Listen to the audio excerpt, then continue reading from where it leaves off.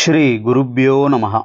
தெய்வத்தின் குரல் மூன்றாம் பகுதி, நிறைவு தொகுப்பு, மங்கள ஆரத்தி, 309வது தலைப்பு, சீதாராமருக்கும் பக்கபலம்.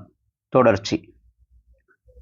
ராமருக்கு ஆஞ்சநேயர் செய்த மகா உபகாரம் சீதை இருக்கும் இடத்தை கண்டுபிடித்து சொன்னது. சீதைக்கு அவர் செய்த மகா உபகாரம் ராமர் எப்படியும் வந்து அவளை மீட்டு கொண்டு போவார் என்று அவள் உயிரை விட இருந்த சமயத்தில் சொன்னது.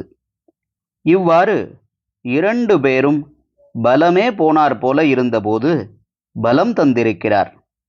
ஆனால் இந்த 2ஐயும் அவர் எதை கொண்டு எதன் பலத்தில் பண்ணினார்?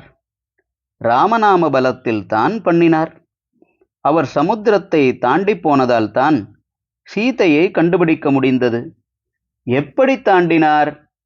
ராம ராம என்று சொல்லிக்கொண்டு அந்த நாமத்தின் சக்தியால் தான் தாண்டினார்.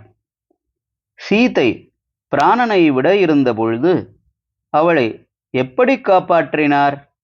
அம்மா தாயே, உயிரை விடாதே என்று காலில் விழுந்தால் கூட அவளை தடுத்திருக்க முடியாதே. இதுவும் ராட்சச மாயை, ராவணன் செய்கிற சூது என்றுதானே நினைத்திருப்பாள். மாரீச்சமான் அனுபவத்துக்கு அப்புறம் அவளுக்கு எல்லாமே ராட்சச மாயையாய்த்தான் தெரிந்தது. அவளுக்கு அப்படி தெரிந்தது என்பது ஆஞ்சநேயருக்கும் தெரிந்தது. பரம சுத்த பிரம்மச்சரியத்தால் ஸ்படிகம் மாதிரியாக ஆன அவருடைய மனசில் யார் நினைப்பதும் பளிச்சென்று தெரிந்துவிடும். சீதை பிராணஹானி செய்து கொள்ள இருந்த கட்டத்தில் என்ன செய்தார்? ராம ராம என்று நாமாவைத்தான் சொல்ல ஆரம்பித்தார். ராமாயண கதையை மெதுவாக ஆரம்பித்தார். ராம என்றால், அதுவும் ஆஞ்சநேய சுவாமியின் வாயால் சொன்னால் எந்த மாயையும் ஓடிவிடாதா? அவளுடைய சோகவன்னியை நாமாமிர்தத்தை தெளித்து கொஞ்சம் சமனம் செய்தார்.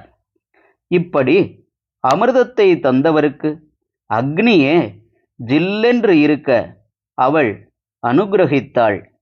ஹரஹர சங்கர, ஜெய ஜெய சங்கர. தெய்வத்தின் குரல் மேலும் ஒலிக்கும்.